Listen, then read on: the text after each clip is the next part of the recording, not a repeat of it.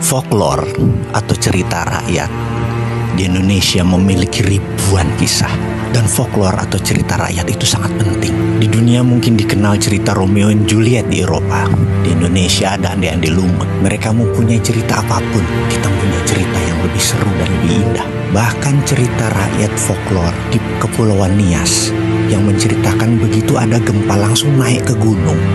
Setelah ratusan tahun dari mulut ke mulut cerita itu diceritakan. Hal inilah yang menyelamatkan waktu peristiwa tsunami di Aceh. Banyak korban sampai 200.000 warga Aceh. Tapi di Nias tidak terlalu banyak karena mereka sudah tahu cerita dari mulut ke mulut. Itulah folklore. Dan salah satu cerita rakyat yang selalu didengungkan oleh mbah-mbah nenek-nenek saya dulu ketika lagi tidur adalah cerita perintah Sunan Bonang untuk melaksanakan yang namanya sebuah perintah yang namanya Apati Geni, perintah mematikan api. Sunan Bonang tahu budaya api adalah dekat dengan budaya metal, di mana membuat keris, membuat peralatan metal semua menggunakan geni atau api atau dahono. Perintah Apati Geni adalah perintah mematikan api. Ketika Belanda tahun 1470-an di abad 15 sudah akan menguasai Indonesia, Sunan Bonang tahu apa yang akan terjadi. Mereka pasti bukan akan mengambil sekedar rempah di Indonesia, tapi akan mengambil budaya metal. Dan langsung diperintahkan perintah Apati Geni tersebut. Dan sejak saat itu sudah 400 tahun lebih budaya metal di Indonesia masuk ke dalam permukaan tanah. Dan salah satu peristiwa yang saat ini selalu didengungkan oleh mbah dan eyang adalah suatu hari nanti perintah Tinitah Sumuruping Geni, perintah menyalakan api, akan dilaksanakan segera. Dan ketahuilah para sahabat, kayaknya waktu itu adalah sekarang.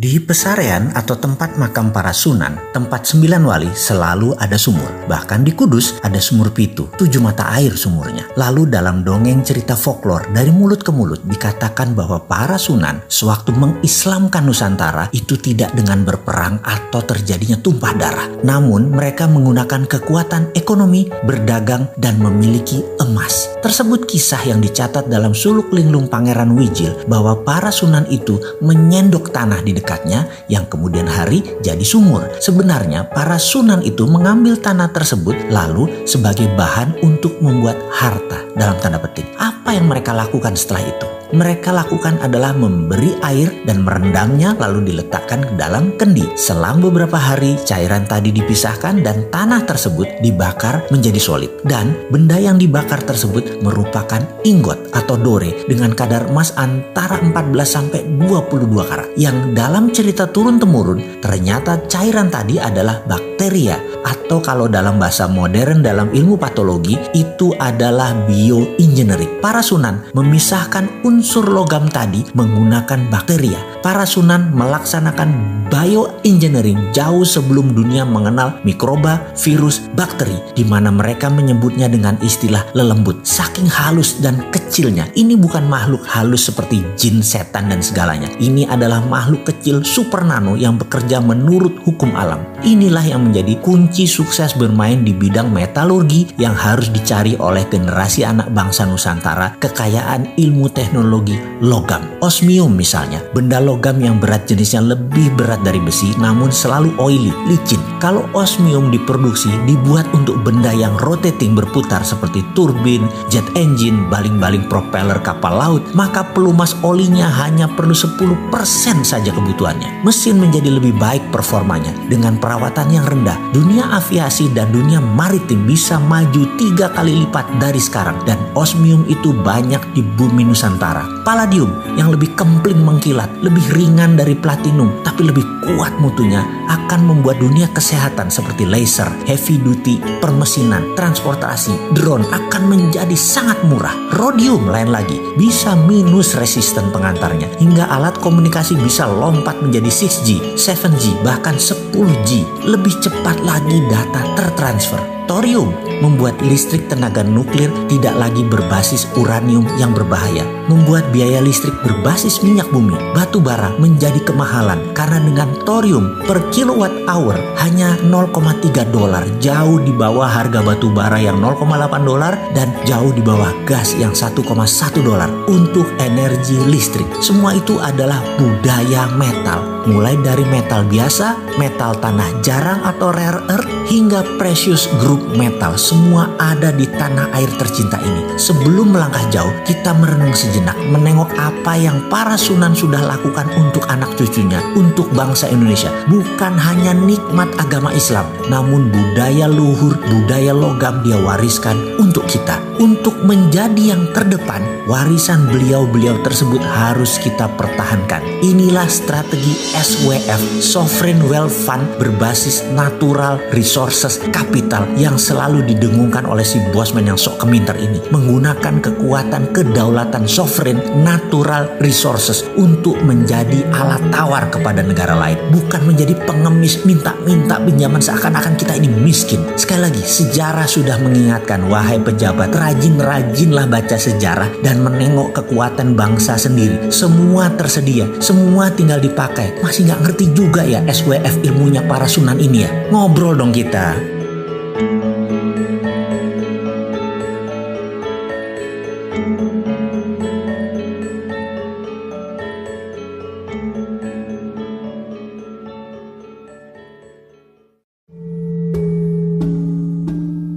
Kita menengok sejarah sebentar. Sebelum Kopernikus menyatakan matahari pusat semesta, maka dunia ini konstanta matematika dan fisikanya tidak pernah stabil. Tidak banyak penemuan yang jenius karena semuanya banyak yang belum pasti. Matematika dan fisika itu ilmu pasti, belum menjadi ilmu pasti saat itu karena konstanta bilangannya tidak stabil. Ketika Kopernikus memberikan pernyataan matahari pusat semesta, dia dipenjara oleh gereja. Namun sahabatnya yang lain, Leonardo da Vinci, terinspirasi. Dia menjadikan 0 patokan semesta di matahari dalam setiap perhitungan kalkulasi di dalam karya-karyanya. Membuat dia menemukan aha moment, yaitu semua mendadak menjadi pasti dan fix. Dia saat itu menciptakan lebih dari 6.000 paten karya-karya baru. Karena akhirnya ditemukan patokan tadi, membuat konstantanya konstan atau diam. Dunia menjadi terang, illuminate, karena akhirnya semua ada patok yang diam.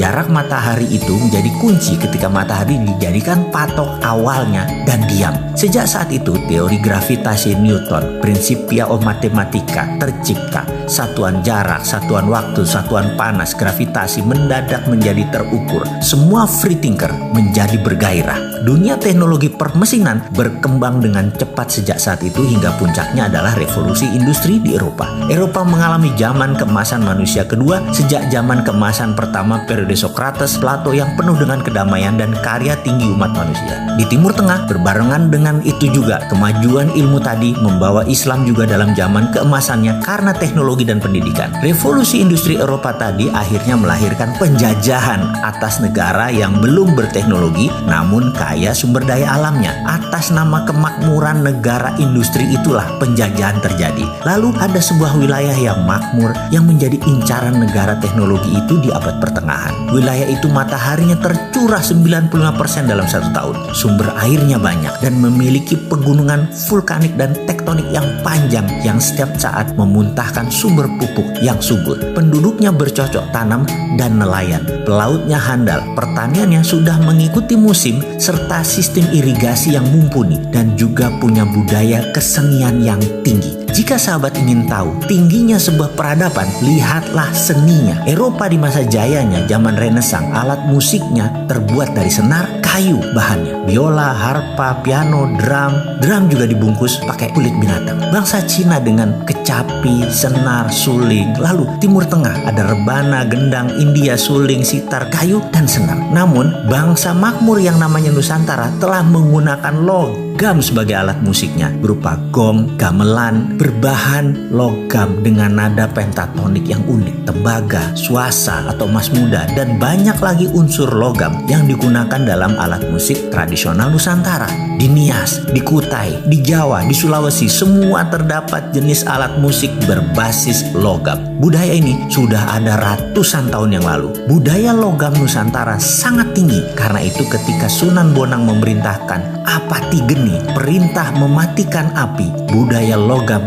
disimpan rapi. Semua api peleburan dimatikan, ditutup rapat. Sehingga ketika penjajahan datang di muka bumi Nusantara, bukan saja mereka ingin mencari rempah, namun pastinya mereka mencari budaya logam. Data tersebut hilang di telan bumi. Para sunan tahu penjajah tadi sekali lagi bukan mencari rempah. Ada yang lebih tinggi dari rempah, yaitu mereka mencari budaya logam. Cerita ini mungkin hanya folklore atau cerita rakyat. Namun cerita ini menyebar terus karena tradisi Nusantara adalah budayanya pitutur, bertutur, bukan budaya tulisan. Cerita ini adalah cerita yang biasa mbah-mbah saya ceritakan di malam hari Ba'da Isya di kampung saya dulu. Yang dilanjutkan begini, ada 2 perintah Sunan Bonang kala itu. Yang satunya lagi, yang kedua adalah nanti di generasi 17 setelah dirinya, tinitah sabdo sumurping geni, perintah sabda menyalakan api akan dilaksanakan. Sahabat, sesungguhnya saat ini adalah zaman keturunan ke-17 dari Trah Kasunanan. Jadi sekedar mengingatkan, waktu itu adalah sekarang.